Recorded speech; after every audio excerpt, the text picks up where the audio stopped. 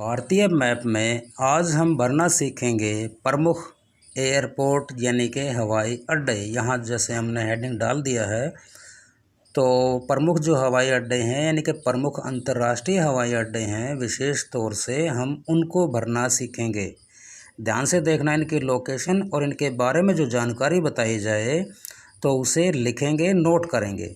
ये जीके के अच्छे क्वेश्चन हैं, अच्छे प्रश्न हैं। तो सबसे पहले शुरू करते हैं आपके पंजाब से। पंजाब के अंदर जो अमृतसर है, थोड़ा सा अगर देखें तो ये नक्शा बाहर की तरफ होता है कि बिल्कुल यहाँ पे अमृतसर शहर है। तो अमृतसर शहर के अंदर राजा सांसी नाम से कस्बा है, राजा सांसी नाम से, और साथ ही यह विधानसभा की सीट भी है। 1930 में ब्रिटिश काल के दौरान यह हवाई अड्डा बना था और 2005 में इसका नाम बदल के सिखों के चौथे गुरु रामदास जी के नाम पे इसका नाम पड़ा।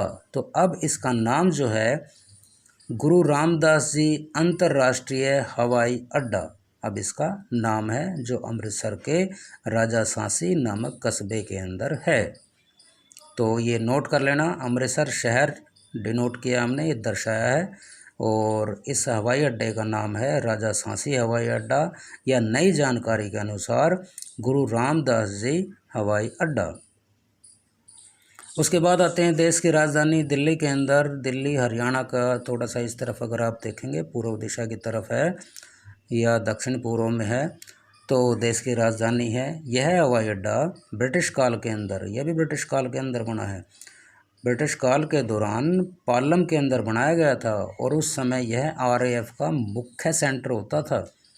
और आरएएफ का मतलब अगर जाने तो रॉयल एयर फोर्स, यानी कि एयर फोर्स थी ब्रिटिश की, तो उसका मुख्य केंद्र था। और आज़ादी के बाद में यह इंडियन एयर फोर्स के पास आ गया और 1962 के अंदर यानी 62 के अंदर यह आम नागरिकों के लिए खोल दिया था।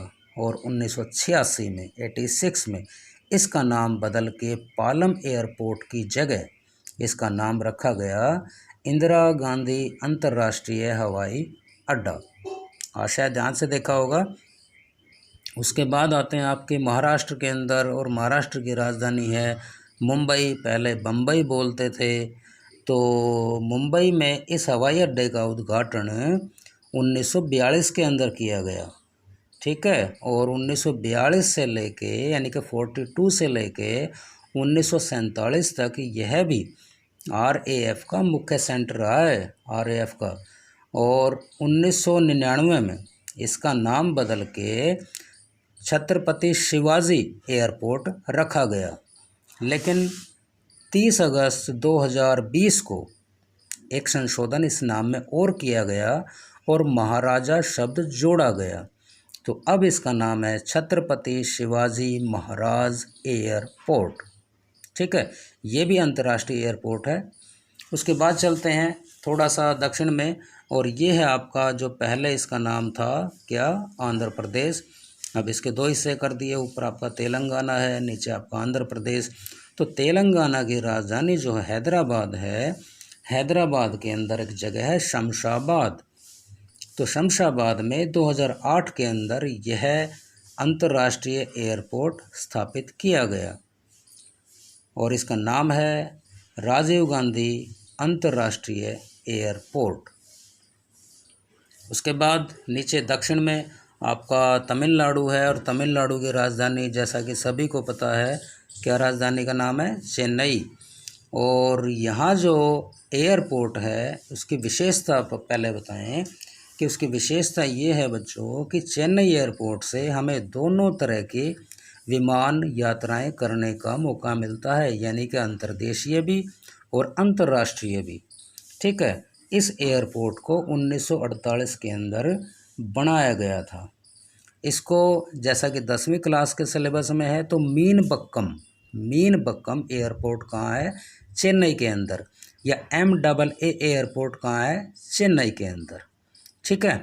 तो ये कन्फ्यूज़न दूर हो गया। अभी मीनबक्कम एयरपोर्ट कहाँ है, वो आपका चेन्नई के अंदर है।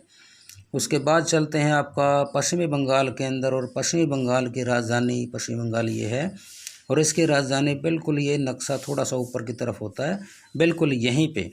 और पहले इसको बोलते थे कलकत्ता, आज अब इसका नाम बदल के कर दिया है कोलकाता।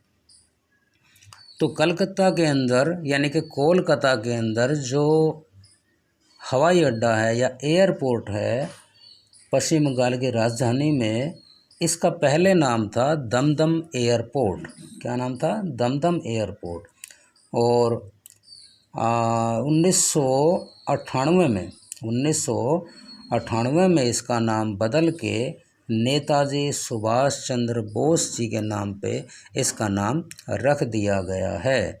तो अब इसका नाम है नेताजी सुभाष चंद्र बोस अंतर्राष्ट्रीय हवाई अड्डा। इस हवाई अड्डे की एक विशेषता और है, विशेषता ये है इसकी कि यह अपने देश का सबसे पुराना हवाई अड्डा है। ठीक है। अंत में एक विशेष जानकारी और देते चलें, और जानकारी ये है कि हमारे देश में अभी कुल मिला के जो हवाई अड्डे हैं वो हैं 486। कितने? 486 हवाई अड्डे हैं। और इनके अंदर जो अंतर्राष्ट्रीय हवाई अड्डे हैं उनकी संख्या है 34 यानी कि 34। तो आशा है सभी ने मुख्य मुख्य जानकारी नोट की होंगी और ये नक्शा भरना सीखा होगा। धन्यवाद।